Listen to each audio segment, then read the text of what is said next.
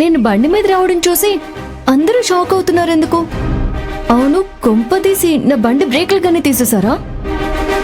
చచ్చా, మేమెందుకు అలా చేస్తాం? అయినా ఈ రోజు నీకు కుస్తీ పోటీలు ఉన్నాయంట కదా, అక్కడికి వెళ్లకుండా ఇక్కడికి ఎందుకు వచ్చావు? ఈ ఒక్కరోజు మీ చెల్లెల్ని పనికి పంపిస్తే సరిపోయేది కదా. నా చెల్లి స్థానంలో నీ చెల్లుంటే, నా స్థానంలో నువ్వే ఉంటే దీనికి బదులుగా నీ చెల్లెల్ని పనికి పంపిస్తావా? అబ్బా, అది కాదు. చూడు ప్రసాద్, నా చెల్లెళ్ళంటే నాకు ప్రాణం. వాళ్ళ కోసం నా ప్రాణమే ఇస్తాను. అలాంటిది గంట సేపు మీ ఇంట్లో పనులు చేయలేనా? కుస్తీ పోటీల్లో పాల్గొంటే గెలుస్తానో ఓడిపోతానో నాకు తెలీదు, కానీ నాకు బదులుగా నా చెల్లెల్ని పనికి పంపిస్తే అక్కగా ఖచ్చితంగా ఓడిపోతాను. అయినా నీకు ఒక చెల్లెలుంటే కదా తోడబుట్టిందానిగా నా బాధ ఏంటో నీకు అర్థం కావడానికి. అయినా నీకు చెల్లెలుంటే కదా తోడబుట్టిందానిగా నా బాధ ఏంటో నీకు అర్థం కావడానికి.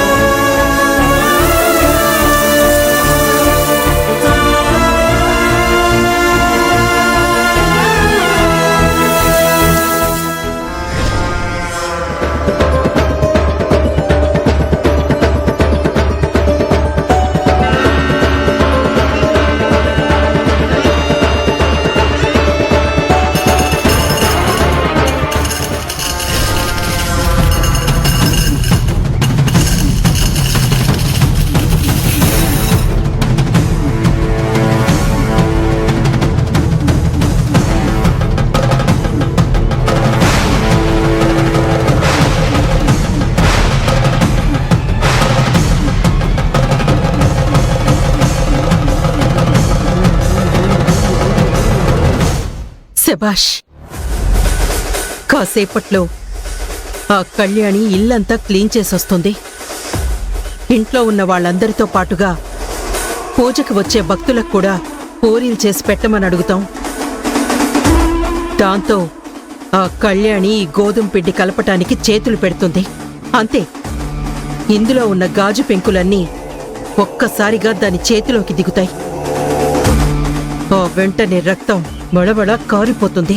దాంతో చేతికి గాయాలవ్వడం, దానివల్ల గాయపడిన చేతులతో ఝాన్సీతో కుస్తీ పట్టలేక తను ఓడిపోయి తల దించుకోవడం మన కళ్ళతో మనం చూడబోతున్నాం. కరెక్ట్. ఎన్ని రోజులుగా ఈ బేబమ్మని అందరి ముందు నవ్వులు పాలు చేసి అవమానంతో తలదించుకునేలా చేసిన కళ్యాణికి ఈ గాజు పెంకులతోనే బుద్ధి చెప్పబోతున్నాను. జరగబోయే కుస్తీ పోటీల్లో దాన్ని ఓడించి బేబమ్మ కొట్టబోయే చావు దెబ్బ ఏంటో దానికి రుచి చూపించబోతున్నాను. అంటే ఆ గోధుమ పిండిలో గాజు పెంకులు వేసి కళ్యాణి చేతులకు గాయం చేయాలని చూస్తున్నారా? కుస్తీ పోటీలో ఓడించడానికి ప్లాన్ చేస్తున్నారా? భగవంతుడా, ఏంటి స్వామి ఈ విపరీతం? ఎలాగైనా అమ్మాయిని కాపాడే భారం నీదే తండ్రి. ఆ గోధుమ పిండి కలపకుండా ఎలా ఆపాలి? ఆ అమ్మాయికి ఎలా సహాయం చేయాలి? ఎలా?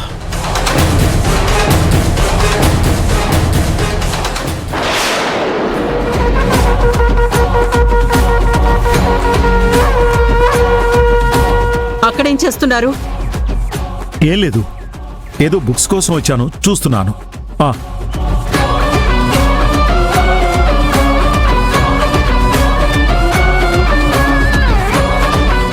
సరే, వెళ్ళి ఆ కళ్యాణిని నేను రమ్మన్నానని చెప్పండి. అలాగే.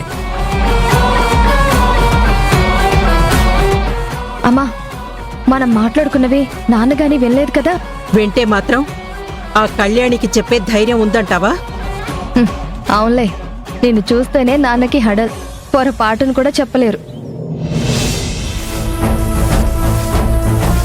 అమ్మా కళ్యాణి, బేబమ్మ గారు పిలుస్తున్నారమ్మా. అలాగేనండి, వెళ్తున్నాను. కళ్యాణికి నిజం ఎలా చెప్పాలి?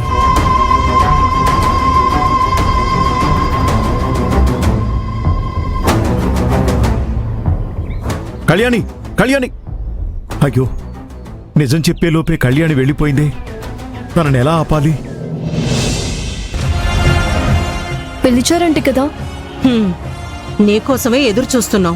అవతల పేరెంటాళ్ళు వచ్చే సమయం అవుతుంది. అర్జెంటుగా వచ్చిన వాళ్ళందరికీ టిఫిన్ పెట్టాలి.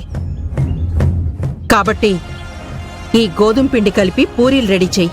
అలాగే బేబమ్మ గారు. పూరీలతో పాటు పూరీలోకి కర్రీ కూడా రెడీ చేయి. అలాగేనండి. సరే అమ్మా, వెళ్దాం పద.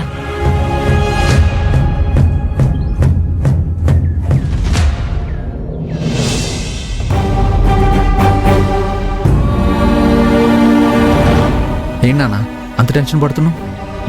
ప్రసాద్, కన్న తండ్రిగా ఇలా అడగొచ్చో లేదో తెలియదు కానీ నాకు చిన్న సహాయం చేయాలరా. ఏంటి నాన్న అది?